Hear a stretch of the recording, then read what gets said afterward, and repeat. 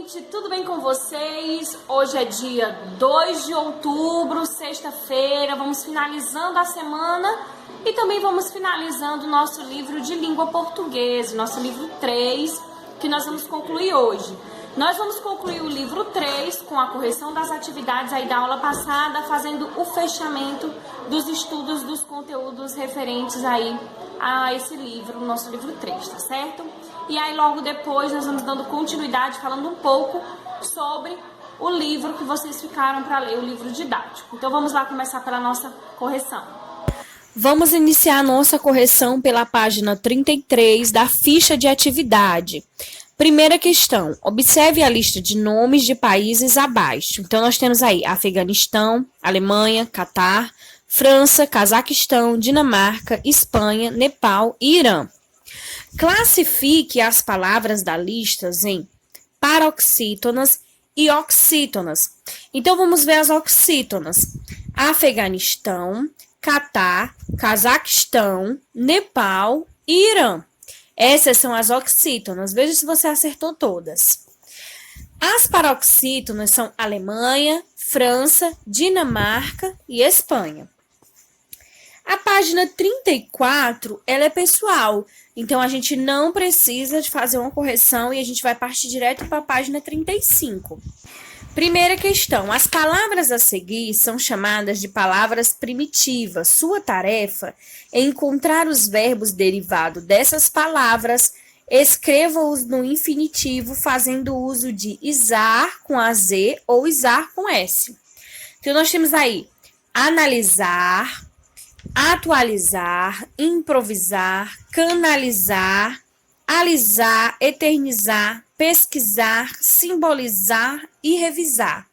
Veja se você escreveu as palavras utilizando S ou Z de forma correta. Observe bem a escrita das palavras para ver se você fez direitinho. Segunda questão, complete as frases abaixo com os verbos derivados das palavras que estão entre parênteses.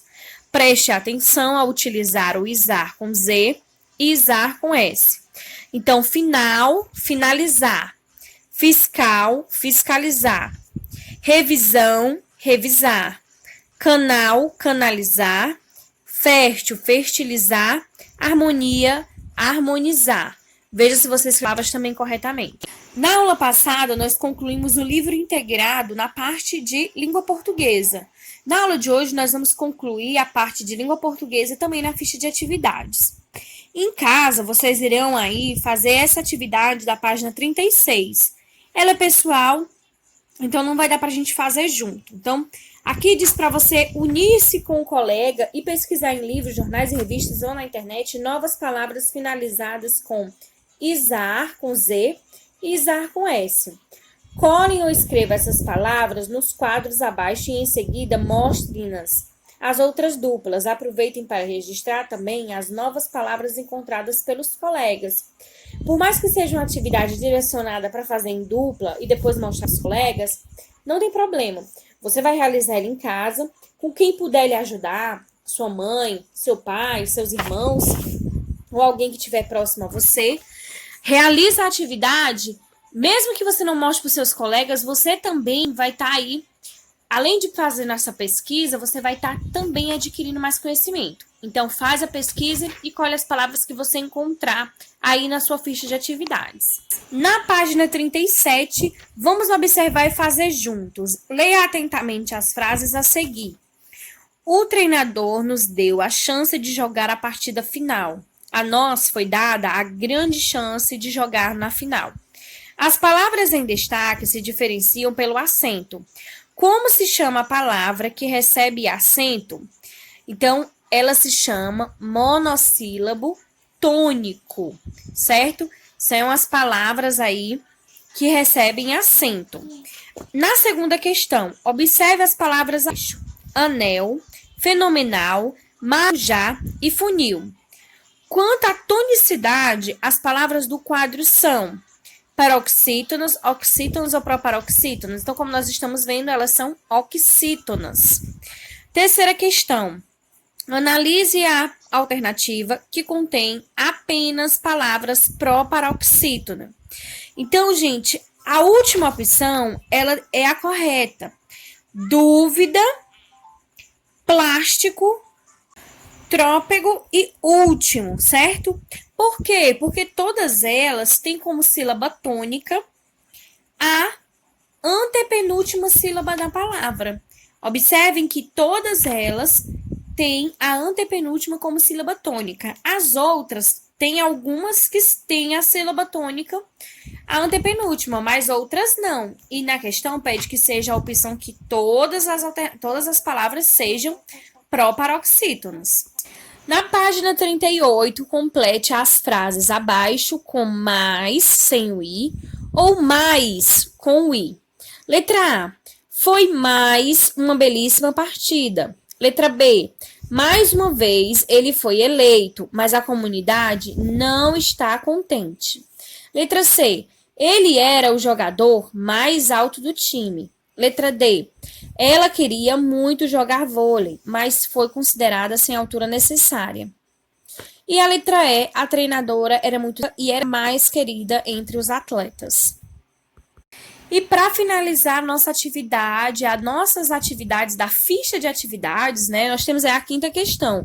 Observe no quadro alguns verbos derivados de palavras primitivas: avisar, analisar, simbolizar, capitalizar, organizar, pisar, alisar e pesquisar.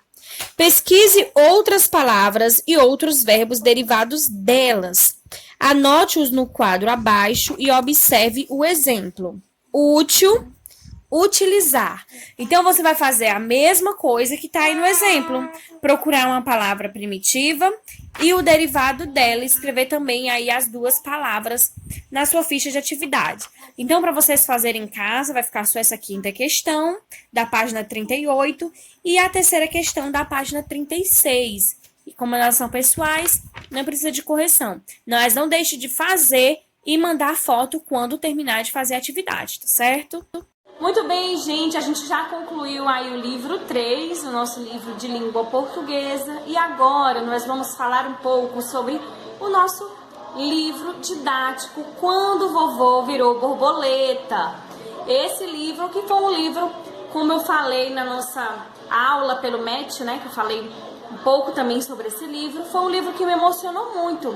E esse livro conta a história de um menino cheio de amor pela família, pela natureza, mas ele vai além.